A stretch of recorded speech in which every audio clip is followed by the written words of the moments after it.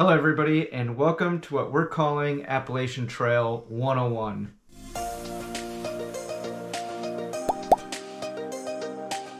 We just wanted to make this quick, hopefully informative video for anybody who has family or friends or knows anybody who's hiking the Appalachian Trail, or anybody who is new to just researching long distance trails and you keep hearing terms or reading words that you're not really sure what they mean, then this is the video for you.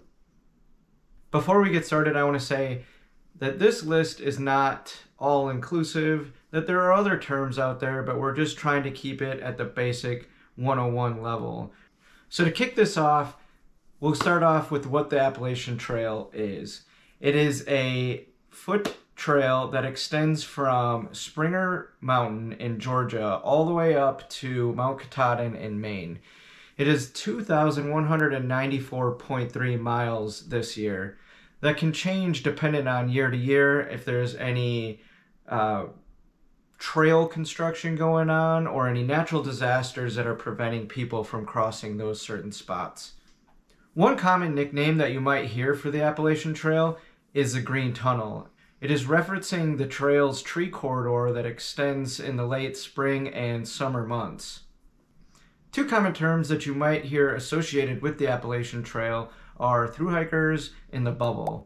A thru hiker is a long distance hiker that completes the trail within 1 year. The bubble is a term that describes the dense cluster of those thru hikers that start usually in March to early April.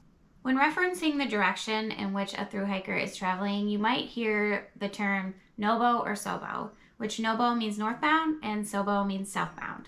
Another term you might hear is flip-flop, which is an alternative way to do a thru hike.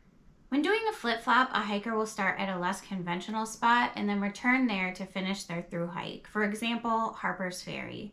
A couple of advantages to doing a flip-flop is you'll have milder weather, or you'll avoid that bubble that we talked about earlier. Another term is LASHER, which is a term that I just recently learned myself, which means long-ass section hiker. These hikers will still complete the thru hike while tackling the sections in smaller, more manageable chunks. Whichever method a thru hiker decides to pick can be based on several different factors, including season, job, or family responsibilities. Moving on to blazes. A blaze is a strip of paint that is applied to trees, rocks, or posts to let the thru hiker know that they are going the right direction. Blazes come in many different colors. The most common color that you're going to see out there is the white blaze. The white blaze directs the thru hiker the entire length of the Appalachian Trail, if you're going north or if you're going south. Just imagine it as like the highway in the forest. Sometimes you'll see a double white blaze. A double white blaze is going to indicate if it's like shifted to the left or right on top of it. That means that you have a impending turn coming up, making sure that you're going the proper direction. The next color is a blue blaze. This blaze is an alternate trail that is going to lead you to a vista, a water source, a shelter or campground, or any unusual feature. You got to be careful with these ones though, because they can lead you to a dead end, but other times they're going to lead you back to the main trail. And then there are blazes that aren't marked by paint strips on trees. These are in reference to things that thru hikers might do while they're on trail. Some examples are yellow blazing, which means that a thru hiker has skipped a section of the trail by either hitchhiking or getting a ride in a car. Another example is platinum blazing. This is basically in reference to people who spend a lot of times in towns, spending a lot of money on hotels or in restaurants or buying expensive gear, stuff like that. Another example is pink blazing, and this is when you would either speed up your hike or slow down your hike, kind of trying to hang out in a certain area where there is maybe somebody who you think is a potential love interest. Next up, we got trail names.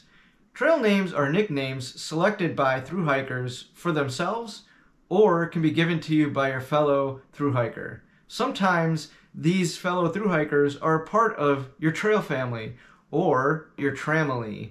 Your Tramily is a group of people that you've been hiking together significant portions of the trail, and you begin to develop strong bonds with one another. Sometimes when hikers go into town to do a resupply, you'll hear them say that they're taking either a Nero or a Zero. A Zero is, exactly like you guessed it, 0 miles hiked that day. A Nero is when there's nearly 0 miles hiked, but then take the rest of the time off. Let's talk about stealth camping. If you find yourself in that bubble, or if you just took that Nero, or for whatever other reason you find yourself at camp late, you might find that the campsites and the shelters are full.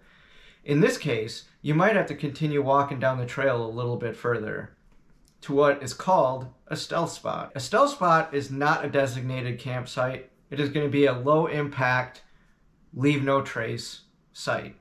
Speaking of camping, there's also what is called cowboy camping. Cowboy camping is when you sleep outside without a tent or a hammock or in a shelter. Some of the cons of cowboy camping are there's not any protection from rain or wind or any protection from bugs. Some of the pros though are if it's a clear night, you get a full sky of stars, or it's also very easy to set up and break down because there's no tent or hammock. Another term that you might find commonly associated with camping is hiker midnight. Hiker midnight is when a hiker usually goes to bed around 9 p.m. or at sunset. This allows the hiker the ability to get a good night's rest and get up early in the morning to continue on that hike the next day. While on the trail, a hiker might come across what is called trail magic. Trail magic can be in different forms, such as cold beverages, a meal, or even a ride into town. Trail magic is provided by what is called trail angels. Trail angels are people that provide these random acts of kindness just out of the generosity of their own heart. While encountering a trail angel, they might offer to slackpack you. Slackpacking is where you leave the bulk of your belongings behind and just take like a day pack up with you with water and whatever else you need for eating that day. And the trail angel will either drive your belongings up to your next spot, or they'll pick you up and bring you right back to where you were before and you stay your extra day at the hostel or whatever.